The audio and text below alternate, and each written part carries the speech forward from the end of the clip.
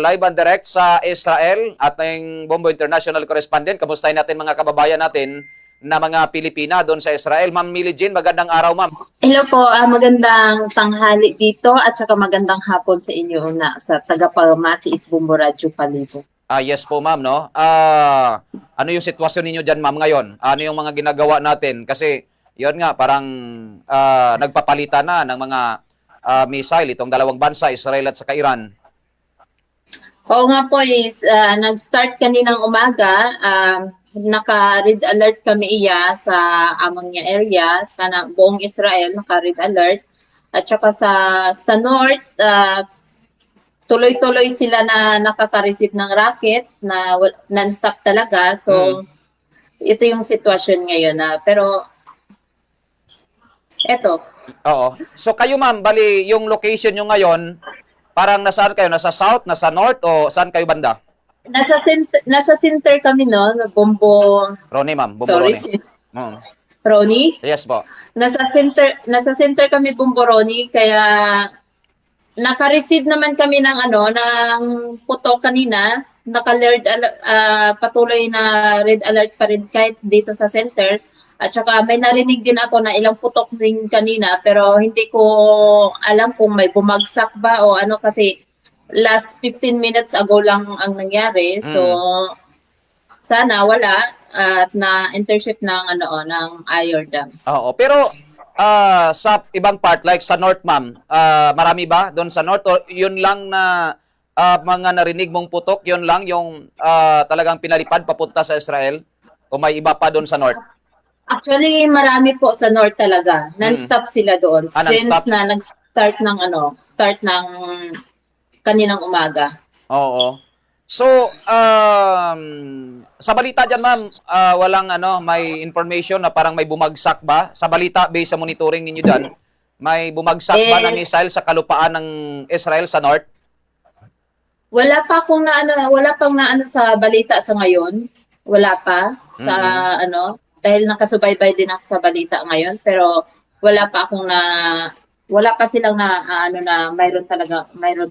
mayroong bumagsak na doon sa Oo. Sa pagkakalam mo dyan, ma'am. Sa ngayon Bomboroni yun, non-stop talaga, kasi kahit sa phone namin patuloy talagang nakaka-receive ng mga area, kung saan area yung yung mga rocket na bumabagsak. Kaya non-stop talaga, walang tigil talaga doon sa north. Kaya sana ligtas ang mga doon. Ano yung advice mo sa inyo, ma'am, ng Israeli government kung may mga ganyan? Normal lang na hindi kayo sa bunker ngayon kasi medyo nasa center kayo? Ang advice dito sa once na mag-alarm yung mga cellphone namin, mayroong emergency, magstay kami sa safety room. Huwag mo nang lalabas hanggang walang pahintulot. So, sa pagkakala mo, ma'am, ano yung bakit inatake ng Israel yung Iran? Parang Israel yung umunang umatake sa Iran eh. Pero sa pagkakala mo, bakit nangyari yun, ma'am? Bakit ginawa ng Iran?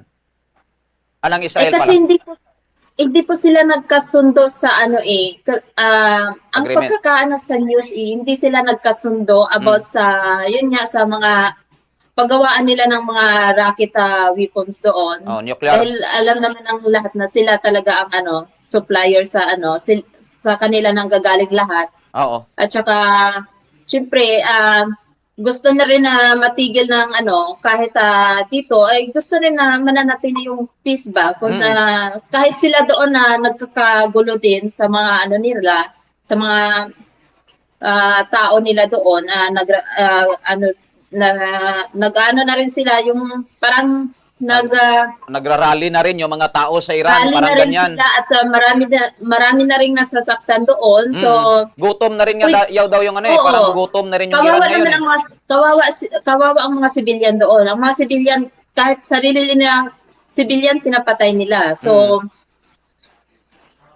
walang choice. Kailangan talaga matigil na. Oo. Dahil hindi rin sila papayag na itigil na nila yung ng mga nila yung mga kung saan sila gumagawa ng mga racket, yung mga yung mga talaga. Mm. Hindi kaya ang Israel naman ay siyempre naman talaga sa Amerika, sa side ng Amerika at never na yan. Oo. So, ibig sabihin, inunahan na lang nasirain O ano na yung lang. paggawaan ng mga, baka may mga nuclear pa kaya dyan eh.